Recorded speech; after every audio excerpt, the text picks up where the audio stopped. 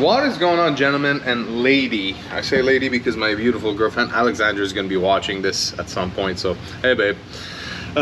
Today I wanted to talk about the Evo 8.9 and how to make 550 to 600 horsepower reliably. How are we going to do that? Well guys, just like anything else, you know, every person's gonna have their own way of doing things, especially being in the industry and, you know, doing a certain craft for many years over and over and over again. You tend to pick up on things and learn things and, you know, figure out what part's gonna work best, what's gonna be a good combination to make this much power, you know, why you should avoid this part, why you should not avoid, you know, why you should spend money on one part, why you should not spend money on the other part, you know, can you get away with not spending money on a certain part, you know, things of that nature. So, you know, figured I'll make a quick video. Got a car behind me that's gonna be in the 550-ish range because it's on a single fuel pump that's not hardwired. It's a 450 and we got some FIC 1200s in it, so fueling wise it's gonna be limited. However, if it had a double pumper and some 1700s, put it down, you know, low sixes, no problem. This is a stock block car, and I am going to specifically be talking about stock block setups. So first and foremost, anything over 450 horsepower, you're gonna need to upgrade the turbocharger. I don't care what anybody says, you know, there are some dynos that read very happy, but you know, with regular cams, I'm talking S2s, 272s, 274s, and a stock turbocharger, Evo 9 turbocharger, on E85, if you're, you know, making 500 horsepower, that dyno is just way too happy. That's skewed. So 440, 430 to 450 is pretty much the max you're going to see out of the stock turbo. And you don't really want to push that.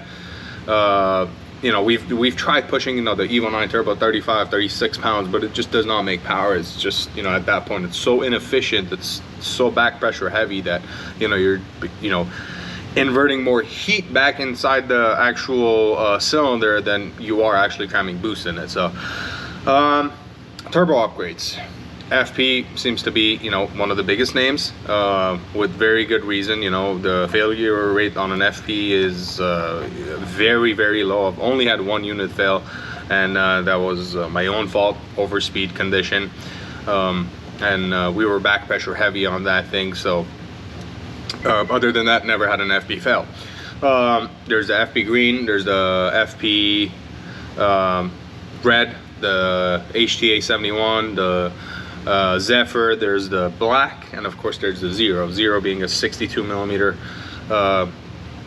inducer compressor wheel, capable of making close to 800 horsepower. I've had one on my dyno on a 2.2, makes 778.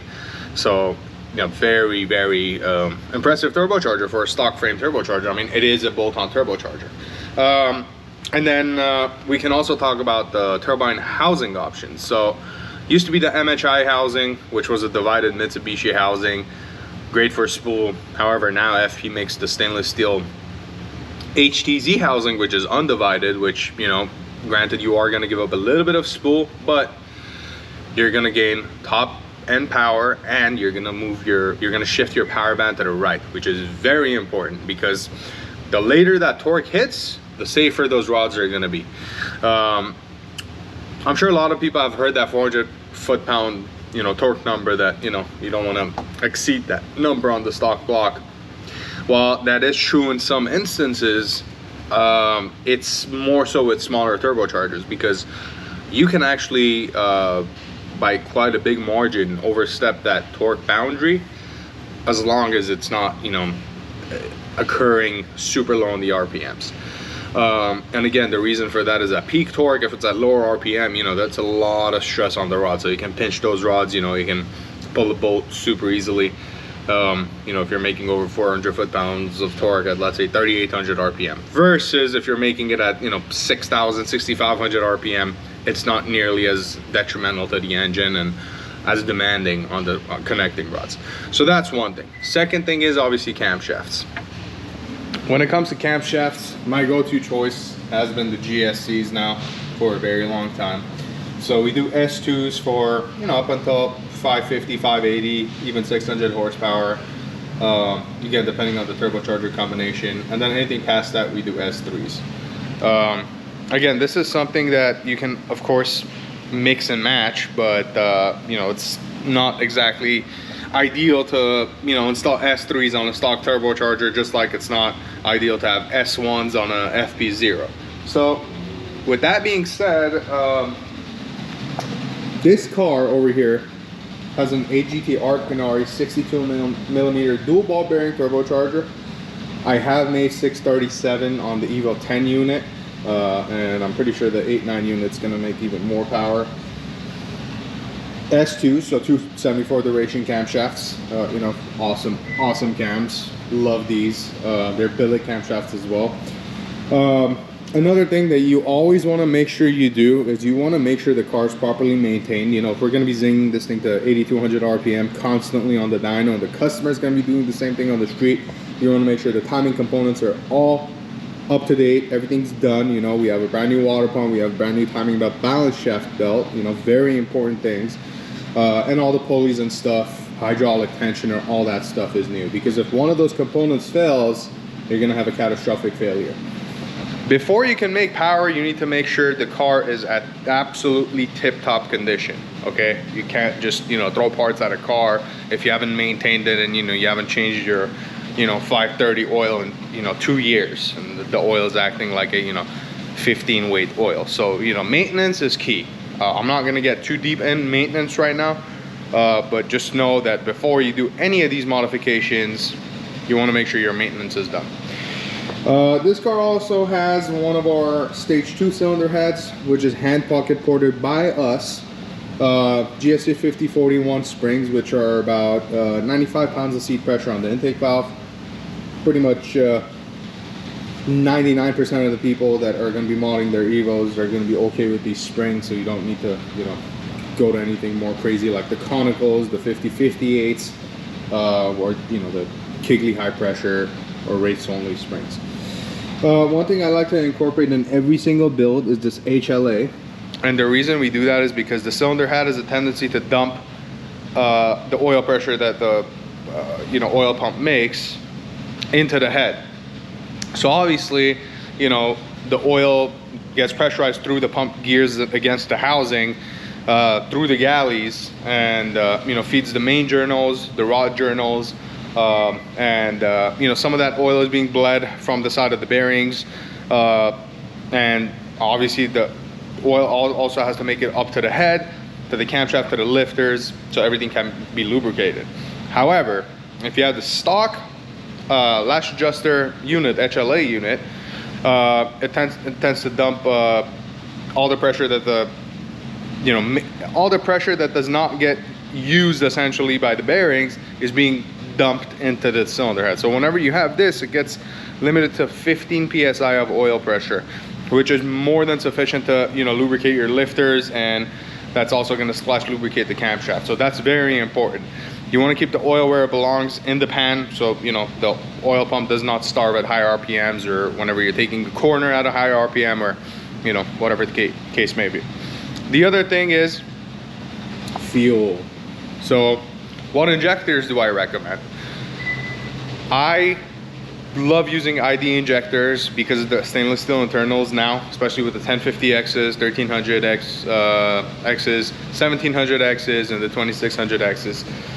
Stainless steel internals, so they don't corrode. You know, they're far less likely to, they're still going to gum up, so you're still going to have to maintain the injectors, or, you know, at least pickle your fuel system or run some 91 through it from time to time. But overall, the best injectors on the market, in my opinion. Second choice would be FICs. Now, I only recommend using high impedance injectors because when you use a high impedance injector, the actual pinhole, the valving, everything inside is a lot lighter than the big fat, you know, low impedance, low resistance injectors. The bigger and the heavier the components are, the more prone to failure they are. So, you know, with the high impedance stuff, we can run higher duty cycles without worrying about the injector seizing, because the injector is a solenoid. So, you know, the less rotating, the less mass you have in the actual solenoid, you know, the less likely it is to seize up, and it's overall, you know, newer technology, better design. So that's what I recommend. So on this particular car, we have FIC 1200s, which would not be my go-to. With this setup, I would do 1700s, IDs, or 1650s if they're trying to go the FIC route and save a little bit of money. FIC and ID are both Bosch injectors. The ID stuff is just a little bit, well, not a little bit, it's a lot better characterized and more linear in operation than the FIC stuff. But again, I'm a dealer for both of them and I use both of them. So I would lean more towards the ID stuff, but FIC is okay as well. The other thing, you need a fuel pump, obviously. So on an Evo 8.9, the most common upgrade that we do here is we actually don't do the drop-in stuff. We do a 450 or a 525. You do have to modify the housing, and 99% of the time we don't hardwire it. By the time they want to hardwire it, I'll just, you know, sell the customer on a Bulletproof Racing double pumper, or Busher double pumper, two 255s. We've made over 800 horsepower with that in ID 2000s, you know, but obviously you need the fuel pump flow, you need the flow to the injectors, and then you need big enough injectors to flow the fuel that gets to it. So this car has a 450 installed already. We have our short route piping, which is not an absolute necessity, but obviously, you know, it does not look like an octopus leg, so it's got like 2 bends instead of 10. We got our 3-inch speed density intake, which eliminates the mass airflow sensor. I only calibrate speed density. I've been doing this for about 3 years now, only speed density, and would not go back to a mass airflow sensor. Reason being is you can absolutely make the car drive like a dream. Does not matter the size of the turbo, even if it's a stock turbo, or you know, you got a 9180 on the car, 9280 on the car. If you spend time calibrating the car, it's gonna drive like a dream. The reason I don't like using the mass airflow sensors is because, you know, they're 10, 12, 13, 14-year-old sensors at this point. And first of all, the honeycomb is a restriction. Secondly, again, it's an old sensor, so they kind of start getting skewed up. So I rather completely eliminate that and use a manifold absolute pressure sensor that's a $120 upgrade, and, you know, completely ready to get rid of the sensor, or just sell it to somebody else that needs one and make your money back on that. Let's see what else we can talk about over here. So he has an FP manifold. Not sure if it's ported or not. Actually, I did not look at it when I had the cylinder head off. ARP 2000 head studs, very important. You know, the cylinder head comes off, you know, we either have to replace it with factory bolts, because they are torque to yield bolts, so we do have to replace them, or obviously upgrade them to these. We've pushed this to 38, 39, 40 pounds of boost, no problems. Obviously a step above this would be the L19, and the step above the L19 would be the 625s. However, I don't like to use them on the stock block, because you have to torque it to 100 foot-pounds, and when you do that, you distort the crap out of the bore. These only get torqued to 80 foot-pounds, and they're not, you know, nearly as bad as, you know, how far the distortion would be if you were to use 625s. So that's another thing. This has an STM O2 eliminator, so instead of having an O2 housing off of the turbo and then having a downpipe connecting to it, it's all one unit. And this next thing that I'm gonna say, guys, is very important.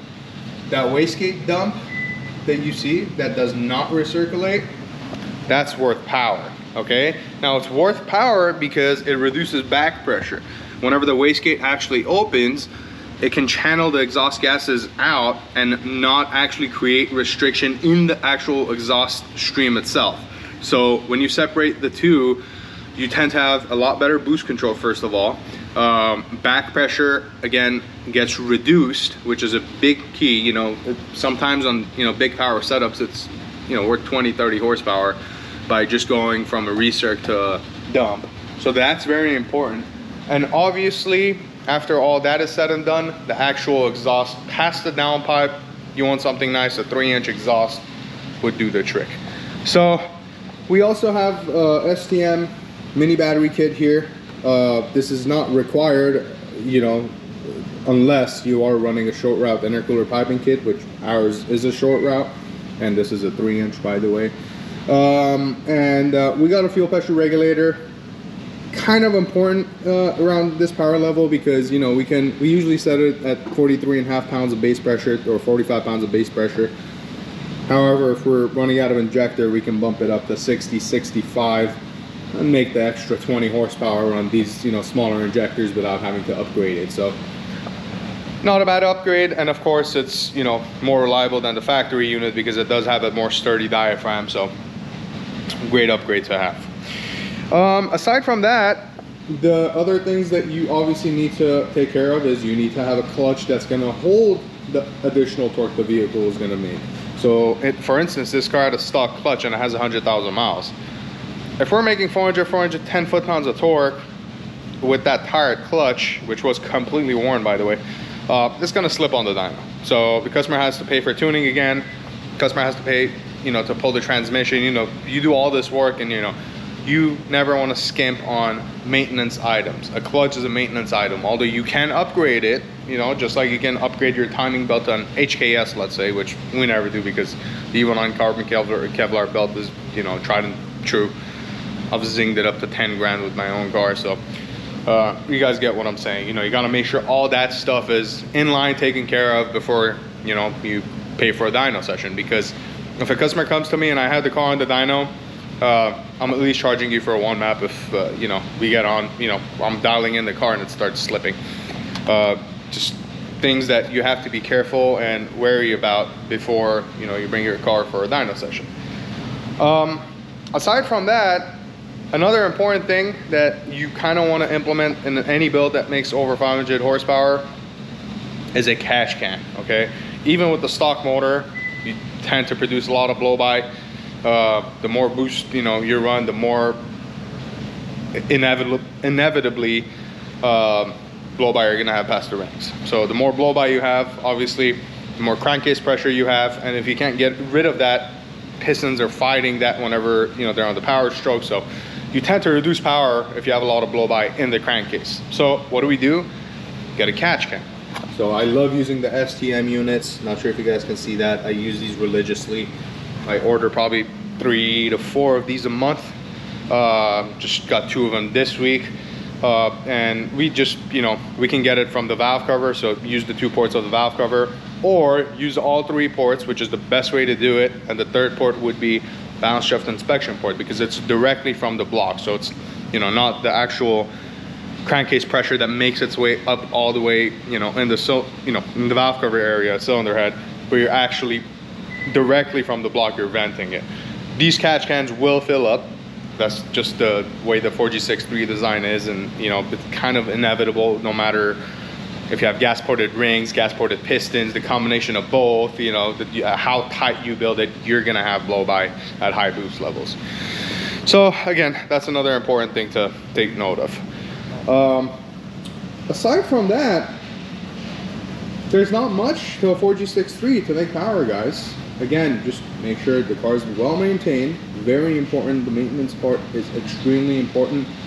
Good injectors, proper turbocharger unit that's tried and true, proven. The Argonari stuff is pretty much there at this point. A good clutch that we know for sure is not going to slip. Fuel pump that is not a knockoff eBay fuel pump. A Walbro from TI Automotive, 450 or 525, or a double pumper.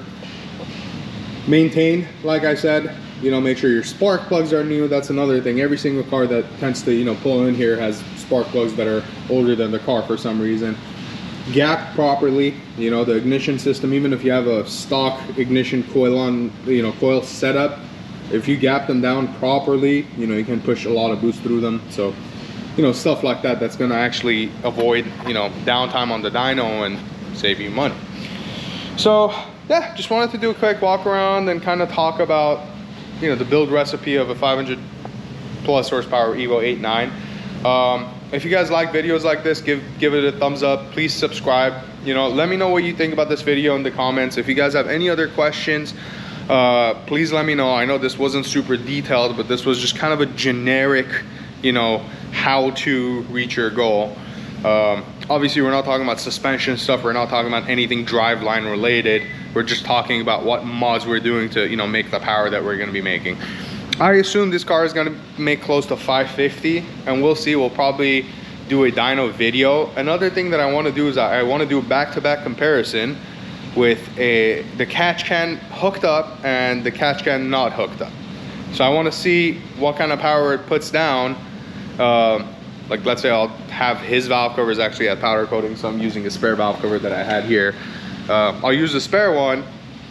I'll hook up everything and we'll do, you know, we'll dial the car in on the 85 and then we'll put his valve cover with the -6 AN fittings, hook it up to the catch can and see how much power we gain. That should be a great video. Well, hopefully you guys enjoyed this, guys. Give it a thumbs up, like I said, comment below if you know, you guys have any questions, or just let me know what you want to see next. Thank you guys for watching. See you in the next one.